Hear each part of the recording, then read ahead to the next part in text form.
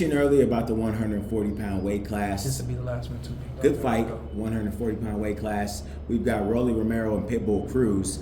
Break that bout down with the main event being Tim Tszyu and Keith Thurman, somebody that you know well. Yeah, I mean, I love the main event. I love the card, top to bottom. I love PBC being on Amazon. You know, I do. I think that PBC is coming into another age, and it's really exciting to see. Funny you picked that fight specifically because it's kind of like we kind of know what we know about both guys. Pitbull can't move his feet. He has to be close to you, arm's distance, in order for him to punch and rip off. But every punch that he throws has power. I'm really wondering, like, what is the game plan going to be for Rolly and his team? This is what we did see against Tank. We saw that they game planned. They came to the ring ready to do something, and they were effective for a couple of rounds. You know, so we know that Rolly will buy into a concept and try to utilize that concept and execute. But we also know that Rolly doesn't have a chin. I think we saw it against Tank. That's one thing. That's Tank Davis. But then when you see another guy come back, and you know the older gentleman Barros, and even though a lot of those shots didn't put him down, the few shots that he did get touched with, he was, his legs were a little stanky and all that kind of stuff. So, I think I feel like it's gonna be Pitbull's fight because Pitbull, we know he's got a chin, we know he got a hard head, and we know he ain't gonna stop. So what is Rolly gonna really be able to do to keep him off of him? Can I just get one last one, Shawn? Yeah. Just shout out to the Porter Podcast. Perfect. Thank you. Exactly. that as well. But just quickly, we can Tyson walk Fury. And talk if y'all want. Then we can just go on. Yeah. Let's do it. Tyson Fury, obviously you saw got cut. As a fighter who's sustained cuts before, is that realistically enough time to get sparring? Get going again, and you know what I mean? So with that, this is what we would do, and this is how we've done it in the past. We had an injury, and we got out of the sparring, and we went. Everything was conditioning, strength. Let's make sure we're ready on all fronts. Because why?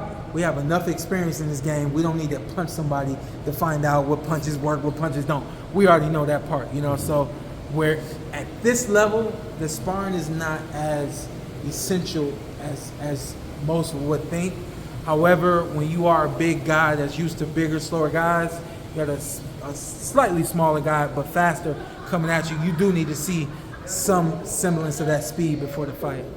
So do you think maybe it was enough, kind of this sparring? I mean, the camp was almost done, right? We're like a week out. Yeah, the camp. Yeah. So was that the question? Was the question like? No. The question was is the cut have enough time to heal? But what you just said about getting the kind of smaller look. Yeah. Do you think maybe he got it enough to where now this second camp he's fine? Yeah. I mean, you gotta. I know they already announced a we gotta keep rolling. I was gonna say I don't know where. Yeah. I have no clue where the hell we are. I think you're right. So you were trying to exit the casino? Yeah, this way. Yeah. I think you mean going into this next fight? Right, this next camp. Yeah. Like you were saying, that he's probably seen enough that he's fine. I would venture to say he's seen enough that he's fine, but you gotta also realize, like, hey, we're gonna protect his eye, but we gotta get the blood boiling. In the ring sparring, so they'll be able to spar. The sparring may happen much later in the camp. That's how it was for me when I had my situation. We ended up sparring kind of hard the last 2 weeks before the fight, and it was enough. We made sure the conditioning, all that kind of stuff was there, and then from there, man, when you get to this level, man, the physical attributes, they're all there. It's this right here is where it separates. That separates it all. Speaking of the mind separating from other fighters, Keith Thurman, Tim Tszyu.